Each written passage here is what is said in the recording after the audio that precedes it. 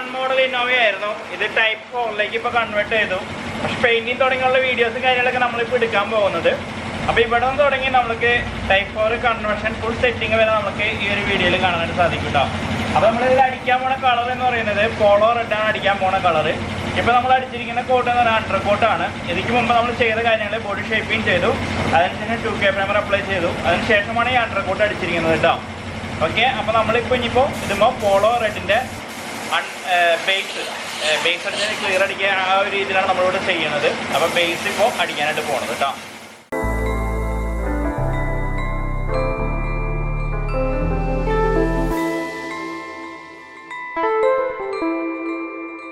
നമ്മളിപ്പോൾ ഈ ഒരു വണ്ടിയുമ്പോൾ ലാസ്റ്റ് അടിച്ചിരിക്കുന്ന MLE എന്ന് പറഞ്ഞിട്ടുണ്ടെങ്കിൽ 1000ൻ്റെ MLE ഇട്ട് കട്ടിങ് ചെയ്തിരിക്കുന്നത്. ഇനിയിപ്പോൾ 1000ൻ്റെ MLE കട്ടിങ് ചെയ്ത ആ ഒരു സർഫേസിലേക്കാണ് നമ്മളുടെ ആ ഒരു പെയിൻറ്റിനെ അടിക്കാനായിട്ട് പോകുന്നത് കേട്ടോ.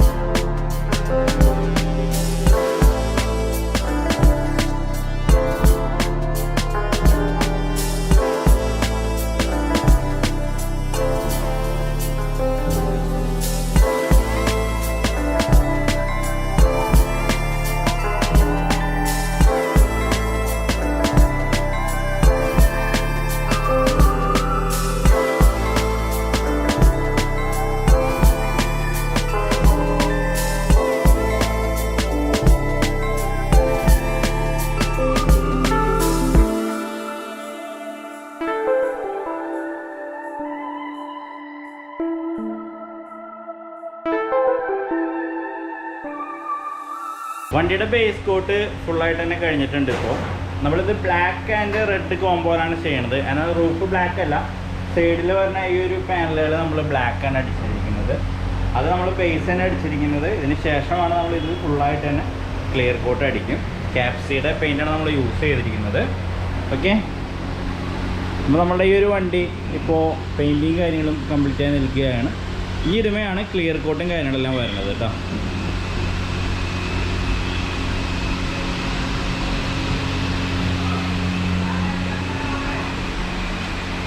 ഫുള്ളായിട്ട് തന്നെ അതാണ് ഈ ഒരു സൈഡ് വശങ്ങൾ ഞങ്ങൾ ബ്ലാക്ക് അടിച്ചു. അത് മുന്നേ നമ്മൾ അടിച്ചിരുന്നു.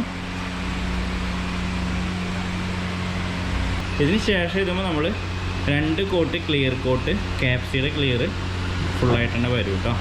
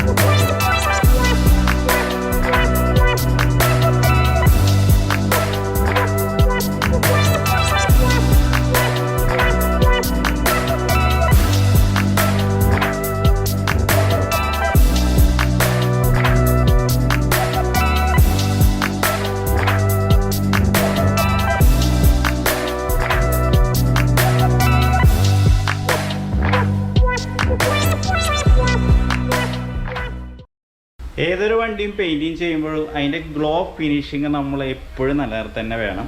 അപ്പോൾ അതേപോലെ തന്നെ നമ്മളുടെ ഈ ഒരു വണ്ടി ഫുൾ പെയിൻറ്റിങ് ചെയ്ത് ക്ലിയർ കോട്ടെല്ലാം ഫൈനൽ ചെയ്തിട്ട് ബൂത്തിൽ നമ്മുടെ കംപ്ലീറ്റ് ആയിട്ടുണ്ട്. അപ്പോൾ ഇപ്പോൾ തന്നെ നിങ്ങൾക്കറിയാം ഒരു ഗ്ലോ ഫിനിഷിങ് ഓൾറെഡി ഉണ്ട്. എന്നാൽ നമുക്ക് ഇതിലും കൂടുതൽ നമ്മളുടെ ആ ഒരു ശരിക്കും ശ്രദ്ധിച്ച് നോക്കണമെങ്കിൽ നിങ്ങൾക്ക് മനസ്സിലാവും ചെറിയൊരു ബ്ലറുണ്ട്. അതായത് പെയിൻറ്റ് വന്ന് വീണ് ചെറുതായിട്ട് ഇങ്ങനെ ഇരിക്കണതിൻ്റെ ആ ഒരു ബ്ലർനെസ് എപ്പോഴും ഉണ്ടാവും ഓരോ ബോഡിയുമേ.